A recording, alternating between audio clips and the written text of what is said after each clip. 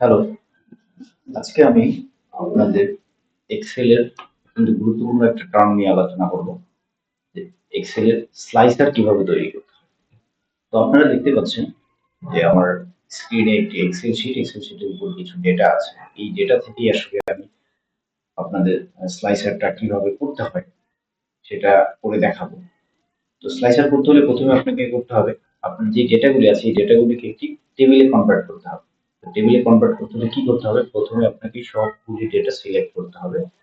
Data select করে আপনি শর্টকাটেও হচ্ছে আপনি এটাকে টেবিলে কনভার্ট করতে পারেন অথবা ম্যানুয়ালি করতে পারেন। তো শর্টকাটে যদি করতে চান আপনাকে কন্ট্রোল টি দিয়ে আপনাকে শর্টকাটে টেবিলে কনভার্ট করতে হবে। তো আমি আপনাদের ম্যানুয়ালি করে দেখাচ্ছি। তো আমি প্রথমে পুরা টেবিল পুরো ডেটাগুলি আমি সিলেক্ট করলাম। সিলেক্ট করার পরে আমি ইনসার্টে গেলাম। ইনসার্ট থেকে টেবিলে ক্লিক করলাম। টেবিলে ক্লিক করার পরে দেখেন পুরো শিটটা সিলেক্ট হয়ে গেছে। এখন আমি ওকে দিলাম। ওকে দেওয়ার সাথে সাথেই আমার এই ডেটাগুলি টেবিলে কনভার্ট।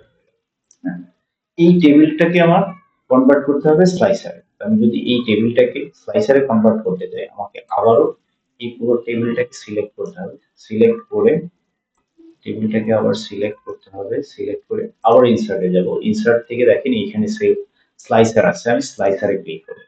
স্লাইসারে ক্লিক করার সাথে সাথে একটা পপ আপ চলে আসছে। এখানে দেখেন আমার এই ডেটাগুলির যতগুলি হেডিং ছিল এই হেডিং গুলির সব ইনফরমেশন চলে আসছে। এখন আপনি যে কোনো একটি ইনফরমেশন যদি আপনি সিলেক্ট করেন হেডিং এর, আপনি ওইটা অনুযায়ী ফিল্টার করতে পারবেন। তো আমি কাস্টমার নেম দিয়ে যদি ফিল্টার করি, আমি কাস্টমার নেম সিলেক্ট করে দিলাম।